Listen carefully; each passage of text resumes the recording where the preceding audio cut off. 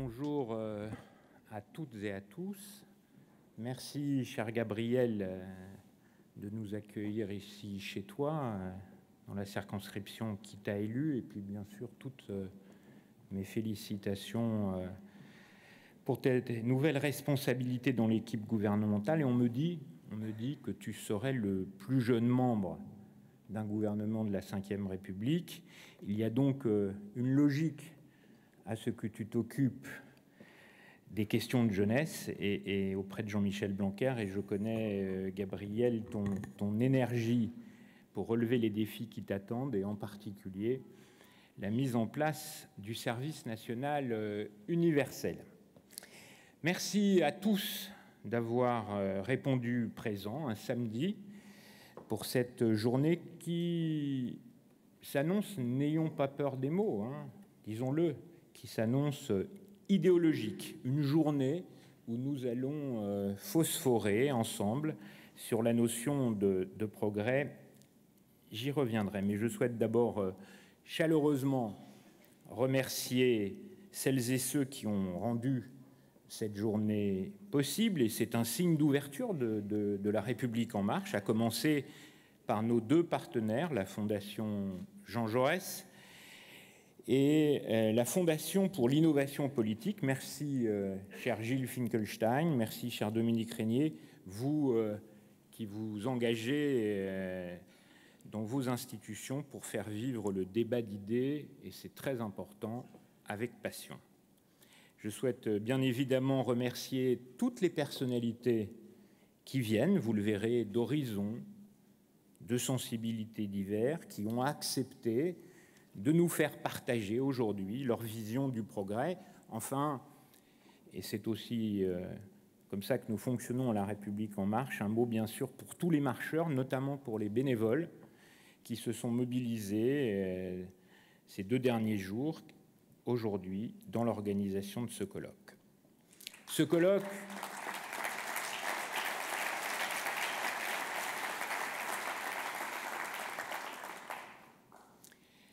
colloque n'aurait d'ailleurs pas existé sans l'impulsion et la volonté de Christophe Castaner, avec évidemment le bureau exécutif de la République en marche, mais vous le savez, Christophe est devenu, comme on dit, le premier flic de France. Il a pris la direction en début de semaine du ministère de l'Intérieur et a donc dû prendre du champ dans ses responsabilités de délégué général de la République en marche, ce qu'il a fait avec beaucoup d'engagement, d'enthousiasme depuis 1 an. Et je ne le vous cache pas, c'était pas prévu. J'ai été désigné hier délégué général par intérim de notre mouvement pour assurer pendant quelques semaines la continuité de l'action de ce mouvement jusqu'à l'élection de mon ou de ma successeur, successeuse. C'est la raison pour laquelle j'ai le plaisir d'être devant vous ce matin, mais c'est une autre histoire. Revenons au progrès. Petit flashback, il y a 30 mois, avec celui qui est devenu le président de la République et quelques autres, nous lancions En Marche, avec une promesse centrale, nouvelle. On n'y croyait pas beaucoup à l'époque, au début, qui était de sortir du logiciel partidaire et de rassembler en se dépassant, ce qui ne veut pas dire s'effacer, toutes les bonnes volontés pour mener les transformations nécessaires du pays. Mais pas transformer pour transformer. Non, transformer justement pour mettre en œuvre des politiques publiques au service du progrès. Depuis ces 30 mois, plus de 400 000 adhérents nous ont rejoints. Nous avons gagné des élections présidentielles, législatives, et depuis un peu plus de 15 mois maintenant, au gouvernement, au Parlement, des femmes et des hommes venus des 2 rives de la vie politique, venus aussi bien sûr de la société civile, ont décidé de s'engager, ont décidé de servir leur pays avec au fond évidemment l'intérêt général chevillé au corps, mais surtout pour donner tout son sens à cette belle formule que l'on prête parfois à Aristote: le progrès ne vaut que si il est partagé par tous. Alors nous avons intitulé aujourd'hui notre colloque, en forme de question un brin provocatrice, « Progressisme mais encore ». Que voulons-nous dire? Que nous sommes progressistes, évidemment.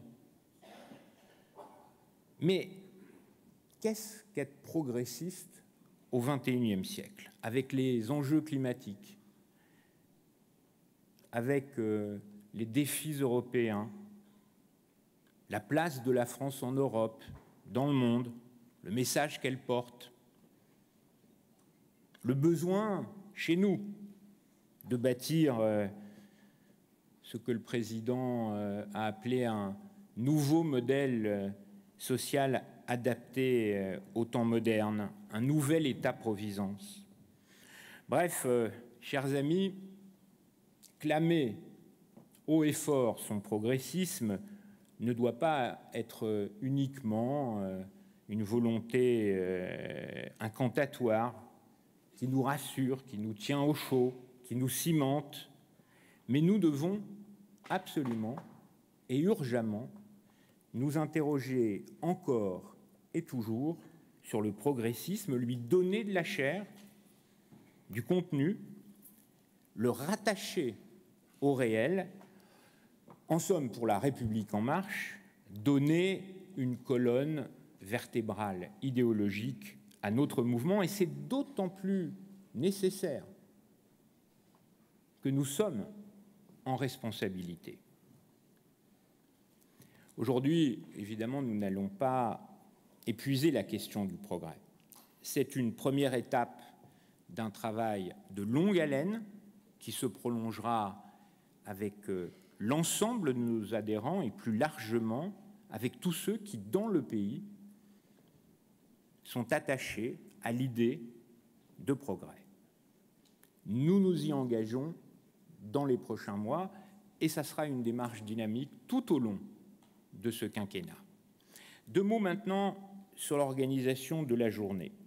La matinée, nous la consacrerons à 5 valeurs, qui ne sont pas exclusives, bien évidemment. Nous avons beaucoup débattu au sein de La République en marche autour de ces valeurs, mais ces valeurs font aujourd'hui consensus parce qu'elles sont l'ADN de La République en marche et qu'elles illustrent notre conception, qu'elles nourrissent notre conception du progressisme. Ces valeurs ont pour nom émancipation, engagement, dignité, ouverture et responsabilité. Ces valeurs, c'est la sève de notre action politique. Elles sont aussi des clés de lecture qui donnent le sens, la philosophie, l'état d'esprit dans lequel nous menons les transformations depuis l'été dernier. Cet après-midi, nous parlerons de méthode. Certains le savent, dans mon parcours d'engagement, j'y suis extrêmement attaché. Il n'existe pas une méthode unique, prête à porter un kit de la réforme, mais il doit exister une volonté permanente quand on décide de transformer pour le progrès, une volonté permanente de respecter quelques principes qui, je l'espère, permettent de transformer paisiblement, ou en tout cas le plus paisiblement possible, un pays. Quels sont ces principes? D'abord, évidemment, toujours donner du sens. toujours expliquer ce que nous faisons, encore et encore. Il n'y a pas de limite à la pédagogie, c'est la condition pour convaincre. Partir d'un diagnostic partagé, tout simplement en écoutant pour mieux se faire entendre, dire la vérité, être lucide sur les difficultés, les résistances éprouvées. Et surtout, au fond, le plus important, avoir en tête qu'on ne réforme jamais tout seul, même si l'on croit en réformateur, convaincu qu'on a raison, on va toujours plus loin quand on transforme ensemble.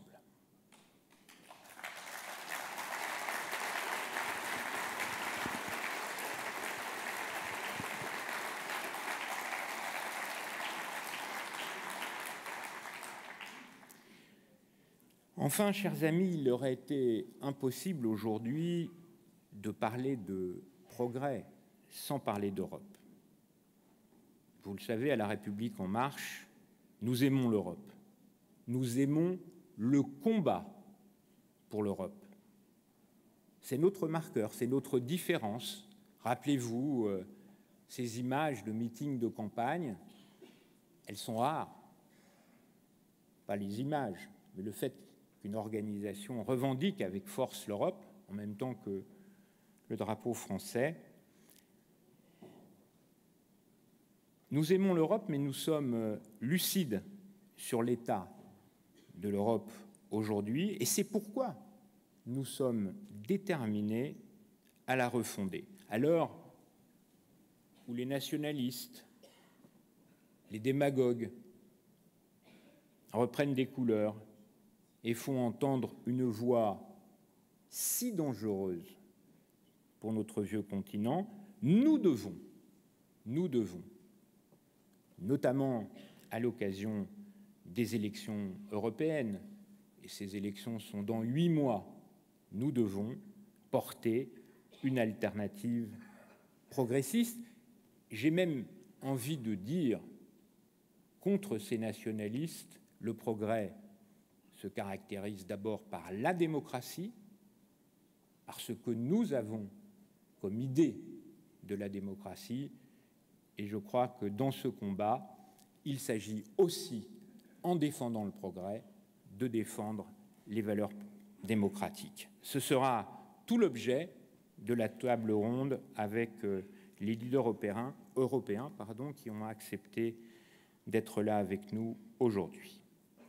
Enfin, ce colloque sera conclu par Christophe Castaner. Je lui ai demandé d'illustrer avec cette obsession du réel, parce que ce débat, ce colloque sur le progressisme ne doit pas être un débat ésotérique. Il faut que les Français le comprennent. Il faut que sur le territoire, nous soyons capables de le promouvoir. J'ai demandé à Christophe de nous expliquer comment, à travers les transformations mises en œuvre, ces dernières ont déjà ou vont apporter des progrès dans la vie des Français. Voilà, mes amis, n'oubliez pas, le progrès ne vaut que si il est partagé par tous. Je nous souhaite à tous une belle conférence, et que vive encore et toujours le progrès.